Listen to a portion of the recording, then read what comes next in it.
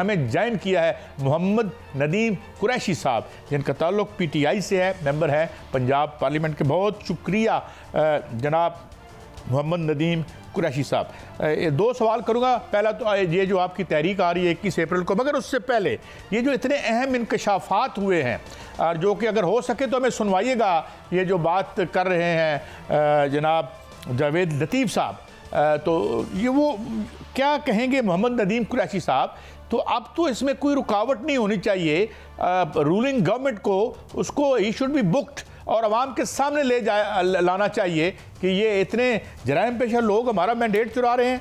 जनाब मोहम्मद नदीम कुरैशी साहब। कैसा, बहुत शुक्रिया। बिस्मिल्लाहिर्रहमानिर्रहीम। देखिए साहब, इससे भी पहले मियां नवाज शरीफ साहब एक शख्स को पुकारा करते थे और मुझे नहीं मालूम वो शख्स कौन था। जब नवाज शरीफ साहब कहा करते थे मुझे क्यों निकाला, उनका भाई एक बार इससे पहले प्राइम मिनिस्टर रहे, अब फिर उनके भाई वजीर आजम पाकिस्तान है।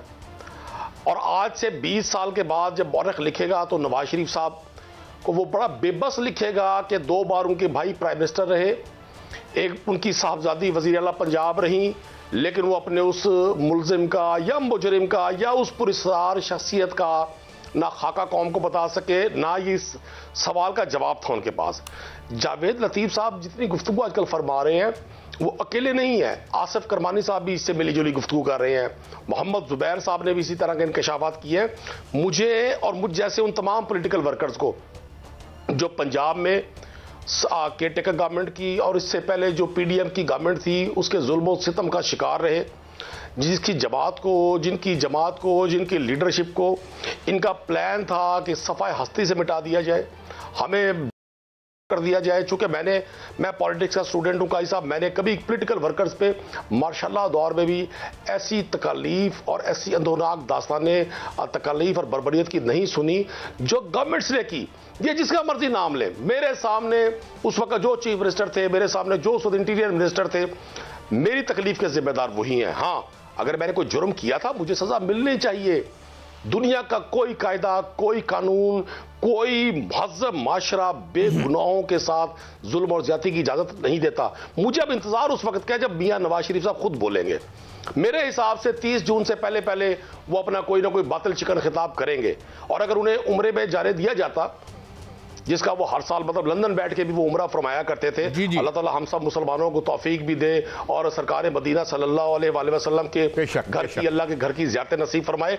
मेरे लिए बड़ी हैरानी है कि नवाज शरीफ साहब पाकिस्तान में होते हुए नदीम कुरैशी साहब मेरे साथ ही रहिए, मैं आपकी बात को मुकम्मल करूंगा। एक और अहम शख्सियत और हमारे दोस्त जनाब अली गौहर बलोच साहब, रहनुमा है मुस्लिम लीग नून के, मेंबर पार्लियामेंट। बहुत शुक्रिया हजूर, आपने हमें वक्त दिया। मगर बलोच साहब, आज एक बड़ी चश्मकुशा बातें जावेद लतीफ़ साहब करते ही रहते हैं और हमेशा खबरों में रहते हैं। आज उन्होंने एक शख्सियत का जिक्र किया जो कि मुबैना तौर पर बहुत बड़े मुजरिम हैं, और उन्होंने शेखुपुरा के ज़िले में 90 करोड़ के एवज़ सीटें खरीदे। मैं पहले आपको सुनवा देता हूं और फिर आपसे सवाल करता हूं। सुनवाएं जी, क्या फरमाया हमारे दोस्त जावेद लतीफ़ साहब ने। अच्छा, मैं बलोच साहब मैं थोड़ी वजाहत कर दूं, क्योंकि हमने अहमद मीर साहब का क्लिप लिया। अगर हम लेते काशिफ अब्बासी का, तो उसमें उन्होंने उस शख्स के बारे में कहा है कि वो बहुत ही कोई मजा हुआ जराइम पेशा आदमी है। तो मेरा सवाल आपसे ये, हुकूमत आपकी है, उसको पकड़ के सामने तो लाएं, यही तो हमारा दुख है। जनाब अली गौहर बलोच साहब। बिस्मिल्लाहिर्रहमानिर्रहीम। देखिए, सबसे पहले तो आप तमाम दोस्तों को अस्सलाम वालेकुम। वालेकुम अस्सलाम। और दूसरी गुजारिश ये है कि कुरैश साहब तशरीफ फरमाए, मैंने थोड़ी सी गुफ्तगू सुनी है।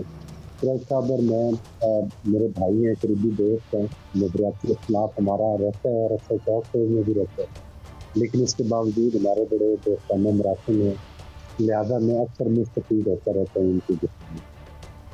देखिए, गुजारिश ये है कि जो जहाँ तक जावेद लतीफ़ साहब ने बात की है, असल बात ये है कि हर बंदा वो किसी भी पार्टी का है, अगर वो PTI से उसका तल्लुक है तो वो जावेद लतीफ़ साहब की बात की ट्रांसलेशन अपने तरीके के साथ करेगा। अगर किसी और पार्टी का बंदा है तो वो इस तरीके के साथ करेगा। तो ज़्यादा बेहतर मेरा ख्याल है यही है कि जो नून लीग की बात है उसकी तर्जुमानी नून लीग के लोग ही करें तो वो ज़्यादा बेहतर। मैं ये गुजारिश कर रहा हूँ कि जवेद लतीफ साहब ने कहा 90 करोड़ की बात की, पैसा चलने की बात की। हम खुद ये कहते हैं कि हमारा मैंडेट इस इलेक्शन में हम एक्सपेक्ट करते थे कि हमें कम अज कम सिंपल मेजॉरिटी जरूर इलेक्शन में हमारी मैंडेट हमारा बनता था, और हमारे इलेक्शन जो हैं वो हमें भी इलेक्शन पर तवक़्क़ुआत हैं। और जाहिर है कि अगर हमारा इलेक्शन चोरी हुआ है तो चुराने वाले वो लोग हैं ना जो उसके बेनिफिशरी है, जिन्होंने जिनकी सीटें हमसे जीत गए। तो बड़ी सिंपल बात है कि ये थोड़ी कह रहे हैं जवेद लतीफ साहब को, और इनका ताल्लुक तो क्लियर, उनका इशारा तो क्लियरली पीटीआई की तरफ है। और जाहिर है कि अब ये देखें कि इनका कौन ऐसा वो बंदा है जिसके बारे में उसकी खूबियाँ बताई हैं जवेद लतीफ साहब ने, तो उसका अभी तक नाम नहीं बताया। हो सकता है वो किसी फॉरम पर बता देंगे, इसीलिए हमारे नहीं, मैं माफी चाहता हूँ, मैं इंटरजेक्ट कर रहा हूँ। अली भाई, उनको पकड़ के हमारे सामने लाएं। हमारे मैंडेट पहले दिन से चोरी हो रहे हैं, किसी को इबरत का निशान तो बनाएं। अली भाई देखिए, बात ये है कि जवेद लतीफ साहब को आप बुलाएं ना अपने प्रोग्राम में, तो पूछे जिस तरह हमें सामने आप पूछे तो उसका नाम क्या है। जवेद लतीफ साहब को बताना चाहिए, उनसे सीनियर है, वो मामलात की नज़ाकत को ज़्यादा समझते हैं। लेकिन अगर उन्होंने इस बात से पर्दा क्या किया तो इस बंदे का नाम भी बताना चाहिए। अखलाकियात नहीं, वो भी ठीक है। मेरा ख्याल है कि वो अनकरीब देखिए ज़रा हौसले से आहिस्ता आहिस्ता अनकरीब वो नाम जाहिर है जिन्होंने इतनी बड़ी बात की, वो नाम भी बताएंगे किसी तरह। चलें, ये सामने लेकर आएंगे और इनका तदारक होना चाहिए। बिल्कुल बिल्कुल। बात ये है, दूसरी बात ये है कि हम ये कहते हैं मेरी गुजारिश सुनिए, यानी आप ये कह रहे हैं, मैं आपकी बात कर रहा हूँ कि आप इनका नाम बताएंगे और इनको आप सामने लाएंगे और काफिर किरदार तक पहुंचाएंगे। मैं ये समझाऊँ अली बलोच। मेरा ख्याल है कि जवेद लतीफ साहब ने जो चीज़ मेंशन की है, मैं तवक्को करता हूँ कि वो हमसे ज़्यादा तजुर्बाकार हैं। तो हो सकता है वो किसी मुनासिब वक्त पे उसका नाम सामने ले आए, बताना तो इन्होंने नहीं है, और जो भी कोई हो उसके खिलाफ कार्रवाई होनी चाहिए। दूसरी मेरी गुजारिश ये है कि पीटीआई हमारा सिर्फ एक मकसद है, हम ये कहते हैं कि मुल्क हमारा जिस मुआशी तौर पर जिस मैच पर पहुंचे, जाहिर है ये हम पर तनकीद करते हैं, हम इन पर तनकीद करते हैं, लेकिन बहरहाल अगर हमने इस मुआशी बहरान से निकलना है, अगर हमने सियासी इंतशार से बचना है, जिस मुल्क के अंदर 9 मई जैसे वाक़यात हो गए, जिस मुल्क में जो है मुआशी तौर पर पाकिस्तान की तारीख के साथ तो बड़े कर देने के बाद उसकी मुआशी तबाही की गई, उस मुल्क को संभालने की भी आप जिम्मेदारी तमाम पॉलिटिकल पार्टी की है ना। चाहे कोई KPK में हुकूमत बना के बैठा है, चाहे किसी की पंजाब में हुकूमत है, चाहे किसी की सिंध में हुकूमत है या बलूचिस्तान में हुकूमत है। तो हमारा मुल्क ये इलेक्शन के नाम पर, धांधलियों के नाम के ऊपर दोबारा इंतजार का मुकम्मल नहीं हो। बिल्कुल ठीक है, मैं आपकी तरफ आऊंगा और जो हमारे आईनी और कानूनी फॉरम्स हैं हमें उन पर जाना चाहिए। ये बिल्कुल ठीक कह रहे हैं बलोच भाई, और पूरा एहतजाज तो तमाम पार्टी का हक है। बिल्कुल ठीक है, मैं इसमें 100% आपके साथ हूँ। मगर मोहम्मद नदीम कुरैशी साहब की तरफ आता हूँ। हजूर, ये तो बहुत ज़रूरी है, चाहे वो किसी पार्टी का भी था, कोई 1 है 10 है, ये तो उन्होंने पॉजिटिव बात की कि इसे सामने लाएंगे। और ये कौन है जो इस तरीके से करियाने की दुकान बना के रख दी है जिसने हमारी जमहूरियत को, तो ये तो अच्छी बात है और ये हम इंतज़ार करेंगे। जिस तरह ये कह रहे हैं, आपको भी अप्रिशिएट करना चाहिए नदीम कुरैशी साहब कि if they are willing to bring them सामने ला रहे हैं। मोहम्मद नदीम कुरैशी साहब, योर टेक ऑन दिस। कैसा, मुझे तो लगता है मैं कोई लतीफ़ा सुन रहा हूँ। ये मौजूदा जो सरकार है ना, जिसको पाकिस्तान की अवाम ने 8 फरवरी को वोट से भी मुस्तरद किया, दिलों से भी मुस्तरद किया, ज़हनों से भी मुस्तरद किया, मैं इनको गिरी हुई सरकार कहता हूं। जो लोग नजरों से गिर जाएं, दिलों से उतर जाएं, वो जितनी मर्जी बड़े मनसब पर पहुंच जाएं, उनके साथ अखलाकी ताकत नहीं होती। अली गौहर बलोच साहब मेरे फेवरेट लीडर्स में से हैं। ये बड़ी सॉफ्ट वॉइस है, लेकिन ये मजबूर है। ये फैमिली प्राइवेट लिमिटेड जो पॉलिटिक्स है, ये लीडरों को मजबूर कर देती है।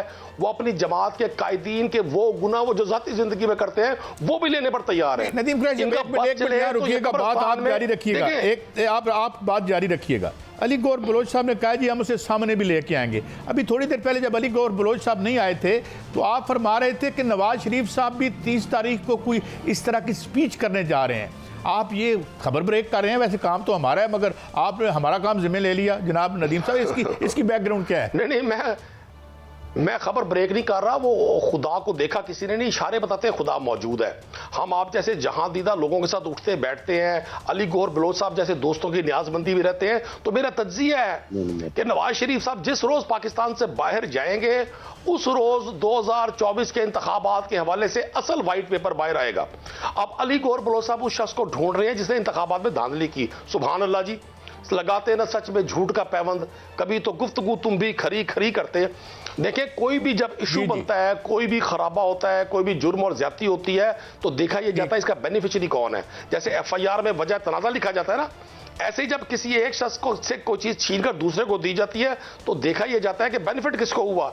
अली गौहर बलोच साहब टीवी चैनल ऑन कर लें, इनको हर चैनल पे वो शख्स नजर आ जाएगा जो वजारत उज़्मा में आजकल मौजूद है। मैं तो यही समझूंगा भाई, पाकिस्तान की तारीख का अनोखा इंतखाब जिसमें अशखास को 8 फरवरी की रात को लाखों वोट मिल रहे थे, 9 फरवरी को उनके वोट हजारों में चले गए, हजार वाले लाखों में चले गए। और आपने जावेद लतीफ साहब की बात को तो कोट किया काई साहब, आपने इससे पहले जो मौलाना फजलुर रहमान साहब ने प्रेस कॉन्फ्रेंस की, आप उसे उसको अपने हाथे में नहीं लाए गुफ्तगू के, आप उसमें भी गौर करें। और ये तो इंतखाब ऐसे हैं 2024 के, ये 20, 30, 40 साल पाकिस्तान की तारीख में ये डिस्कस होंगे। ये एक मजाक है पूरे निज़ाम का। इसने हमारे निज़ाम अदल पे भी क्वेश्चन मार्क कर दिया है, हमारे इंतखाबात के तरीक़ाकार को भी मुतनाज़ा करार दे दिया और बता दिया कि पाकिस्तान की अवाम की। मैं तो अप्रिशिएट करता हूं। एक जुमला अभी इन्होंने कहा, अपने मेरे भाई अली गौहर बलोच साहब ने कहा कि जी हम उस किरदार को कैफरे किरदार तक पहुंचाएंगे।